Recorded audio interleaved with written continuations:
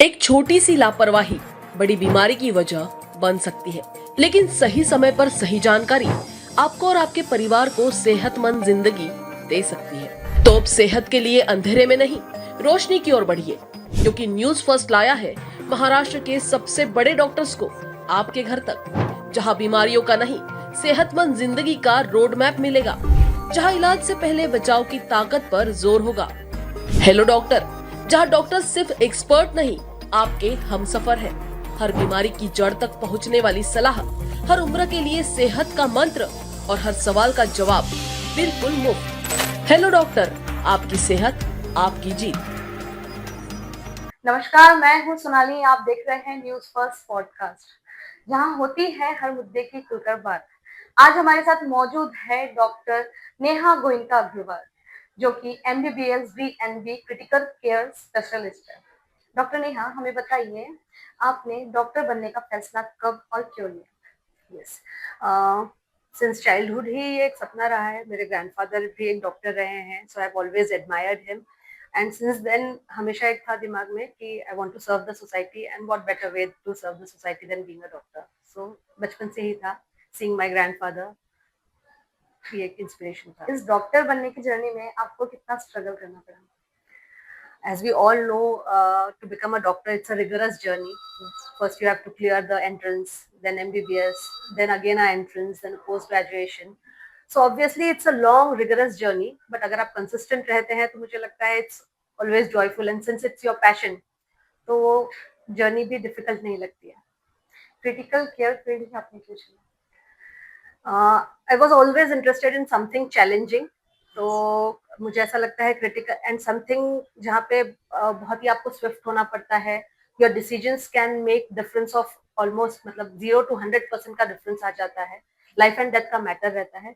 So I think it is the most challenging, one of the most challenging fields in medicine. So that made inspired me for being a critical care consultant. ICU में सबसे challenging case आपके कौन सा है? Yes, one such patient I would say, recently एक patient आया था। ऐसे तो बहुत सारे, ICU itself is a challenging field है ना। वहां पे अगर आपका कुछ सेकंड्स का या मिनट्स का भी डिले हो जाता है, तो it can impact your patients outcome a lot.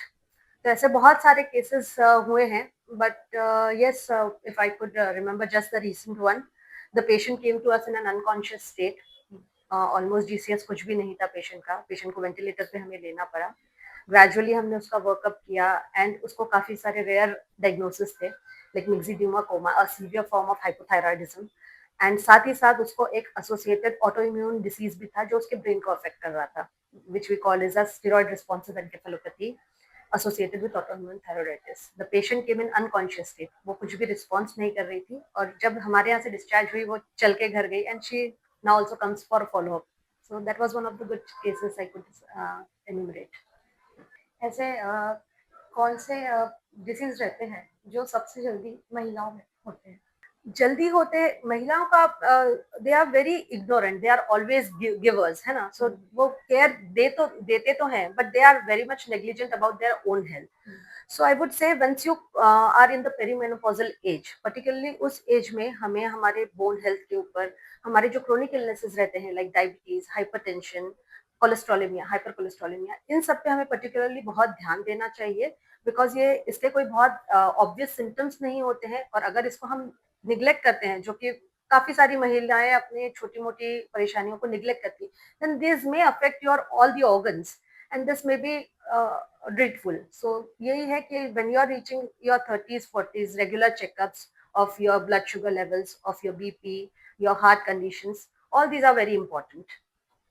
And second important thing, हम रैंडमली, मैंने देखा है कि महिलाएं ओसी पिल्स या हार्मोन थेरेपी का यूज कर लेती है, और आज पर्टिकुलरली आफ्टर कोविड हाइपर कोएगुलेबिलिटी बहुत बढ़ गया है। हाइपर कोएगुलेबिलिटी से मतलब है जब हम ओसी पिल्स लेते हैं, उसका भी हमारे जो ब्लड पे है गाढ़ा होने का इफेक्ट होता है। ऑलरेडी कोविड के बाद ये चीज हुई है कि हमारे शरीर में ब्लड क्लॉट्स काफी ज्यादा बनने लगे हैं। प्लस अगर हम ओसी पिल्स वगैरह अनइंडिकेटेड या अनऑथराइज लेते हैं, बिना किसी डॉक्टर की सलाह के बिना, तो ऐसे में कभी कभी ये हाइपर कोएगुलेबल स्टेट बढ़ सकता है, और यंग पेशेंट्स में स्ट्रोक और वीनस थ्रोम्बोसिस ऐसी बड़ी परेशानी निर्माण हो सकती है। तो ये 2 चीज़ के लिए मैं कहना चाहूँगी, एक तो अपना रेगुलर चेकअप करते रहिए हुँ। और अनइंडिकेटेड या अनऑथराइज्ड या फिर जो डॉक्टर ने प्रिस्क्राइब नहीं किया है, ऐसा कुछ भी मेडिकेशन हमें नहीं लेना चाहिए। महिलाओं के लिए हेल्थ से महिलाओं के लिए सबसे ज़्यादा महिलाओं में देखा गया है कि जैसे बहुत सी मतलब स्ट्रेस होती है, काम को लेकर मतलब बहुत स्ट्रेस होता है। तो उनके लिए क्या-क्या प्रिकॉशंस लेना चाहिए महिलाओं ने? एक तो सबसे लाइफस्टाइल इज मोस्ट इम्पोर्टेंट। ये जो Yes. सब चीजें हैं ये हमारी लाइफस्टाइल पे डिपेंड करती है। अगर हम हमारा फूड हैबिट्स रेगुलराइज करें, एक 6 to 7 आवर्स ऑफ स्लीप, हम हेल्दी स्लीप पैटर्न फॉलो करें, plus yoga and meditation, all these helps in reducing stress and all you regularize your life. तो मुझे ऐसा लगता है food habits, lifestyle, sleep pattern and yoga, exercise and medication. Young students को क्या संदेश देना चाहेंगे? यस, आज के कॉम्पिटिटिव ज़माने में students are in a great lot of stress और they are always on the toe, और वो शॉर्टकट्स ढूंढते रहते हैं, कंसिस्टेंटली भागते रहते हैं। तो मैं उनसे यही कहना चाहूंगी, there is no shortcut in life. Be calm, be patient, एक कंसिस्टेंसी मेंटेन कीजिए and it will give you the results. इस कंसिस्टेंसी में हमें कुछ भी निग्लेक्ट नहीं करना है, ना हमें हमारी फूड निग्लेक्ट करना है, ना हमें स्लीप निग्लेक्ट करना है। Just being consistent will give you the results. There are no shortcuts. Even हमने देखा है कि जिम जाते हैं, मसल्स उनको कुछ महीनों में बनाना है। No, this is not the right way. Everything needs consistency and results will come only if you are consistent enough. So don't go by shortcuts, don't be stressful, and जितना हम काम कर रहे हैं या हम वर्क कर रहे हैं, साथ ही साथ रिजुविनेट करना और लाइफ को थोड़ा ईज में लेना, वो भी इम्पोर्टेंट है। तो मुझे ऐसा लगता है वो भी एक चीज इम्पोर्टेंट है। फ्रेंड्स के साथ थोड़ा टाइम स्पेंड करना, थोड़ा मेडिटेशन करना, all these things are important.